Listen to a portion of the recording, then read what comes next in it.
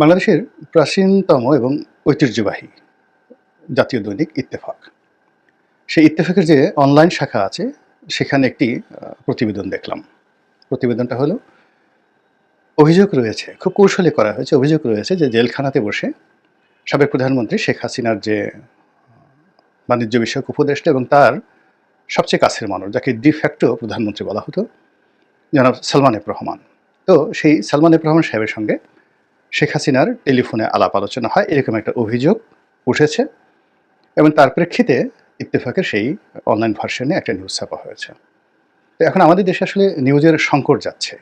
যে কোনোভাবে ভিউ পেতে হবে, তারপর আলোচনায় থাকতে হবে এবং মানুষকে আতঙ্কগ্রস্ত রাখতে হবে, ব্যস্ত রাখতে হবে, আকর্ষণ সৃষ্টি করতে হবে মানুষের মধ্যে। এটা সমাজের সব জায়গাতে এই ট্রেন্ডটা চালু হয়েছে এবং এবং এই যে ট্রেন্ডটা, এটা সে আদিকাল থেকে ছিল, কিন্তু ইদানিংকালে যে কৃত্রিম বুদ্ধিমত্তা বা এআই বলা হয়, আর্টিফিশিয়াল ইন্টেলিজেন্স, এই আর্টিফিশিয়াল ইন্টেলিজেন্সের প্রধান যে লক্ষ্য, সেটা হলো মানুষের মনে লোভ সৃষ্টি করা, গ্রিড। তো যখনই মানুষ লোভাতুর হয়ে পড়ে, তখন সে দৌড়াতে থাকে, প্রচণ্ড দৌড়াতে থাকে এবং এখান থেকে জুয়া বলেন, গাঁজা বলেন, চরস বলেন, তারপর প্রেম বলেন, ভালোবাসা বলেন, এই লোভ থেকে যে মানুষ দৌড়াদৌড়ি করে, মুভমেন্ট করে এবং সেখানে যে মার্কেটিং হয়, সেখানে যে পণ্য বিক্রয়ের সুযোগ হয়, অর্থ লেনাদেনা হয় এবং সেটা নিয়ে যে ব্যবসা বাণিজ্য হয়, এটা এখন আধুনিক যে প্রযুক্তি, এই প্রযুক্তির একটা প্রধান হাতিয়ার, মানুষের মনে গ্রিড সৃষ্টি করা। যেমন দেখা গেলো আপনার খুব একটা সুন্দরী রমণীর প্রতি আপনার খুব লালসা, তো তাকে পাওয়ার জন্য আপনার তাবিজ লাগবে, বান মারতে হবে, জাদুটোনা করতে হবে। এই জন্য আপনি একেবারে ফকিরের খোঁজে চলে গেলেন, তাবিজের খোঁজে চলে গেলেন, জাদুর টোনার জন্য চলে গেলেন কামরূপ কামাখ্যা। তো এই কামরূপ কামাখ্যা যাওয়া পর্যন্ত, তাবিজ আনা পর্যন্ত ফলাফল জিরো, কিন্তু এখানে আপনার কত টাকার লেনদেন হলো। এইভাবে প্রতিটা গ্রিড, মানে প্রতিটা লোভ, লোভের পরে লালসা, এরপর আপনাকে ভয় দেখানো হলো যে আজকে রাতে তোমাকে গুম করা হবে। আপনি সঙ্গে সঙ্গে উকিলের কাছে গেলেন, একজনের বাসায় গেলেন, কাউকে ধরলেন, কাউকে টাকা দিলেন, পয়সা দিলেন। তাহলে এই যে গ্রিড এবং ভয় সৃষ্টি করা, এরপর হলো চাঞ্চল্য সৃষ্টি করা, অ্যাডভেঞ্চার তৈরি করা, এরকম অনেকগুলো জিনিস এখন সামাজিক মাধ্যমকে নিয়ন্ত্রণ করছে। আপনি আমি চাইলেও আপনার আমার সামনে এই যে আমাদের যে মানসিক যে অস্থিরতা রয়েছে, এই সময়টাতে আপনার যে ফিলিংসগুলো রয়েছে, ভয়গুলো রয়েছে, আতঙ্ক রয়েছে, চাহিদা রয়েছে বা আপনার যে সন্দেহগুলো রয়েছে, এটা নিয়ে মানুষ কন্টেন্ট তৈরি করে, আবার এই কন্টেন্টগুলো সামাজিক মাধ্যমের যে এআই রয়েছে, এটাই সামনে চলে আসে। এখন বাংলাদেশে বেক্সিমকো নিয়ে, বাংলাদেশে সালমান এফ রহমান নিয়ে মানুষের ক্রোধ, ঘৃণা, আগ্রহ, অনাগ্রহ, তর্ক বিতর্কের শেষ নেই। আবার শেখ হাসিনা, আওয়ামী লীগ নিয়ে আগ্রহ অনাগ্রহের কোনো শেষ নেই। তো এই দুজনের মধ্যে যদি টেলিফোনে কথাবার্তা হয়, সেটার পরিণতি কী হতে পারে, এটা নিয়েও মানুষের আগ্রহ, ভয়, আতঙ্কের শেষ নেই এবং এরকমই একটা নিউজ যখন আসে, তখন সেটা নিয়ে আলোচনা না করলেই নয়। এখন ইত্তেফাকের মতো পত্রিকা যেখানে বলেছে যে এটা যারা কারারক্ষী সেখানে থাকেন, তারা এই ঘুষের বিনিময়ে এই সুযোগটি করে দেন এবং এটা আবার যে সম্ভব, সেটা আবার সাবেক একজন ডিআইজি প্রিজন, তার মন্তব্য নেওয়া হয়েছে যে কারারক্ষী যারা থাকেন তারা খুবই অল্প বেতনের চাকরি করেন। এরকম কোনো ভিভিআইপিকে যদি টেলিফোনে কথা বলার সুযোগ করে দিয়ে, সেটা কারাগারের ভিতরে হোক কিংবা তারা যখন যাকে বলে আসে ওই গাড়িতে হোক বা কোর্টে হোক, একটু কথা বলে দেওয়ার বিনিময়ে যদি সে 20-25 হাজার টাকা পায়, তাহলে অসুবিধা দেখে এবং এটা হয়, বাস্তবতা হয়। আমি যেমন জেলে যখন ছিলাম, তা আমি কখনো এটা জানতাম না। অনেকে আমাকে বলছে যে এরকম জেলখানাতে অমুক নেতা ফোন ব্যবহার করেন, অমুক নেতা ল্যাপটপ ব্যবহার করেন। এটা কাশিমপুর কারাগারে সে 2013 সনে আমি দেখেছি। তারা লন্ডনে কথা বলেন, আমেরিকাতে কথা বলেন এবং তাদের সাথে ওই সময় তেমন সব ডিভাইস ছিল, তারা ওখানে সে হিন্দি সিনেমা পর্যন্ত দেখতে পারতেন।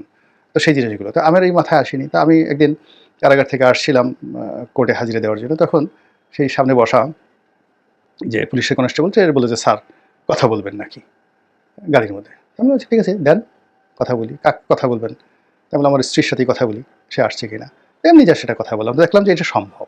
তো 2013 সনে যেটা সম্ভব, সেটা এখন 2024 সনে এসে সেটা কী পরিমাণ বেড়ে গেছে সঙ্গতের কারণে বুঝতে পারেন।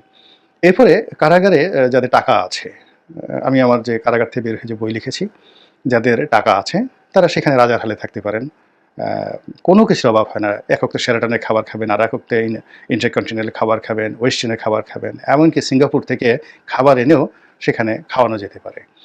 তারপরে সেখানে যদি কেউ আরও কিছু করতে চান, স্ত্রীর সঙ্গে একান্ত সময় কাটাতে চান, বান্ধবীদের সঙ্গে কাটাতে চান, আরও কিছু করতে চান, সব ব্যবস্থা সেখানে টাকার বিনিময়ে হয়, মাদক থেকে শুরু করে আরও সব কিছু। তো এটা একটা আলাদা জগৎ। এখানে যারা আওয়ামী লীগের শীর্ষ পর্যায়ের লোকজন গিয়েছেন, তারা এই পরিণত বয়সে সবকিছু করতে পারবেন, এতে কোনো সন্দেহ নাই। যেমন সালমান এফ রহমান সম্পর্কে আমি যেটা শুনেছি, যেটা আবার আমাকে এটা অস্বীকার করতে পারবে না, যেটা গিয়াসউদ্দিন আল মামুন, যেটা তারেক রহমান সাহেবের বন্ধু ছিলেন, তো উনি, আমি পাশাপাশি ছিলাম, উনি আমাকে বলেছেন যে সালমান সাহেব এখানে, আমি যে রুমটাতে ছিলাম কাশিমপুর কারাগারে, ওই রুমেই থাকতেন। তো ওই রুম থেকে তিনি যখন কোর্টে আসতেন 11-11 সময়, পিজি হাসপাতালে ডাক্তার দেখানোর কথা বলে আসতেন, এবং পিজি হাসপাতালে ডাক্তার দেখানোর আগে বা যাওয়ার আগে ঠিক উল্টো দিকে পথকলি ট্রাস্ট নামক একটা, যাকে বলে, জায়গা আছে।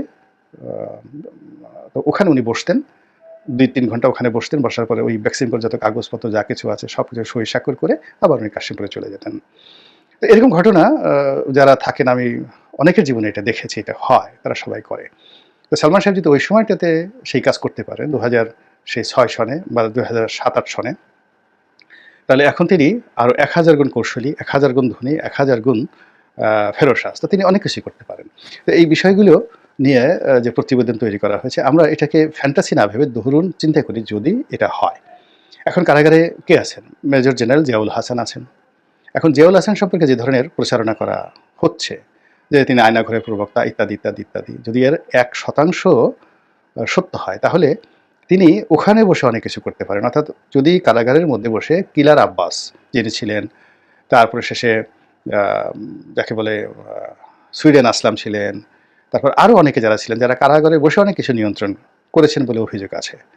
অনেক শীর্ষ সন্ত্রাসী দুবাইতে থাকেন, কিন্তু বাংলাদেশে বসে তাদের সব কিছু হয়। তাহলে জিয়াউল হাসান কেন কারাগারের মধ্যে বসে সব কাজ করতে পারবেন না? এবং তিনি যদি এরকম 2-4টা এই সময়টাতে গুম করে ফেলেন, যদি তিনি 2-4টে এরকম তার বিরুদ্ধে যে অভিযোগ আছে এরকম যদি জাস্ট একটু কোনো কিছু করে ফেলেন, কিংবা তার কাছে যে সকল তথ্য উপাত্ত আছে, মানে তিনি এই গোয়েন্দা সংস্থার একটা, ওই যেটা টেলিফোন কমিউনিকেশন করেন, তার সমস্ত গোপন কথাগুলোর আছে, ইনক্লুডিং ডক্টর ইউনূস থেকে শুরু করে সব কিছু তার কাছে আছে। তো এখন এই জিনিসগুলো, তিনি তো এত বোকা না, তিনি এই আমেরিকাতে গিয়ে হয়তো ইলিয়াসের কাছে দিয়ে দিয়েছেন, পিনাকির কাছে দিয়ে দিয়েছেন, তার স্ত্রী সন্তানের কাছে থাকতে পারে দেশের বাইরে। তো এই জিনিসগুলো নিয়ে যদি আগামীতে আওয়ামী লীগ খেলতে চায়, সেই খেলাটা কী পরিমাণ জঘন্য এবং কী পরিমাণ ভয়াবহ হবে একবার একটু চিন্তা করেন তো। কিংবা ধরুন হাসানুল হক ইনু সাহেব বা রাশেদ খান মেনন সাহেব, the master mind of all politics in Bangladesh since last 50 years. গত 50 বছরের রাজনীতিতে, আরও স্বাধীনতার আগে রাশেদ খান মেনন তো 60-এর দশকের নেতা। তো 60-এর দশকের নেতা হলে রাশেদ খান মেনন সারা বাংলাদেশের রাজনীতির মাস্টার মাইন্ড হিসেবে গত 60 ইয়ার্স যাবৎ তার যে অভিজ্ঞতা, তিনি সেখানে বসে আছেন। এখন তার আগে টাকা ছিল না, এখন তার টাকা আছে, হাজার হাজার কোটি টাকা আছে। তিনি যথেষ্ট সুস্থ আছেন, সবল আছেন, বুদ্ধি আছেন। তো এই জিনিসগুলো যদি জেলখানাতে বসে এই সরকারের বিরুদ্ধে ব্যবহার করেন, তারপরে শেখ হাসিনার পক্ষে করেন বা নিজের পক্ষে করেন, কতটা সর্বনাশ ঘটতে পারে। তো কাজে এই বিষয়গুলো যে ইত্তেফাকে যে রিপোর্টগুলো করেছে, সেই রিপোর্টগুলোকে আমি মনে করি না যেগুলো হেলাফেলা করার দরকার আছে। কারণ হলো, এখন সরকারের যে নড়বড়ে অবস্থা, তারপরে রাজনীতির যে অবিশ্বাস শুরু হয়েছে, তারপরে যে বিশৃঙ্খলা তৈরি হয়েছে, কোনো কিছুই সাস্টেনেবল না। মানে বিএনপি, আপনি তাদেরকে হ্যাপি বলতে পারবেন না, সাস্টেনেবল বলতে পারবেন না, জামাতকেও সাস্টেনেবল বলতে পারবেন না, সরকারকেও সাস্টেনেবল বলতে পারবেন না। এরকম যখন সব কিছু ইংরেজি থেকে যেটিকে বলা হয় ট্রাম্বেলিং ইন ফেয়ার, ভয়ে কাঁপছে, মানে কারোর মধ্যেই আত্মতুষ্টি নেই, সবার মধ্যেই একটা কম্পন। সেই কম্পনের জায়গাতে যদি এই যে যারা জেলখানাতে আছেন, দেশের বাইরে যারা আছেন, যেমন এস আলম সাহেব, তো এস আলম সাহেব যদি 100 কোটি টাকা খরচ করে বাংলাদেশে একটা অপকর্ম ঘটাতে চান, এটি কি তার জন্য খুব বেশি অসম্ভব কিছু? অবশ্যই অসম্ভব কিছু নয়। তো কাজেই এই ব্যাপারে আমাদের রাষ্ট্রীয় সতর্কতা লাগবে, প্রচণ্ড রাষ্ট্রীয় সতর্কতা লাগবে, আদারওয়াইজ হবে না। কিন্তু দেখা যাচ্ছে যে আমরা সেই বিষয়গুলোর দিকে এগোতে পারছি না। ফলে কি হলো, আল্টিমেটলি যারা মানে জেলে আছেন বা যারা পালিয়ে আছেন, ক্রমশ তাদের আওয়াজ বেড়ে যাচ্ছে, তাদের আত্মবিশ্বাস বেড়ে যাচ্ছে, এবং তারা আগে যেভাবে ভয় দেখাতেন, এখনও তারা ঠিক আগের চেয়ে আরও বেশি মাত্রায় আপনাকে আমাকে ভয় দেখানোর সুযোগ পাচ্ছে। এখন আপনি আমি সেটা কি ভয় পাবো, নাকি প্রকৃত অবস্থা যাচাই বাছাই করে নিজেদেরকে রক্ষা করার জন্য কোনো ব্যবস্থা গ্রহণ করব, সেটা আপনার আমার বিবেচনার বিষয়।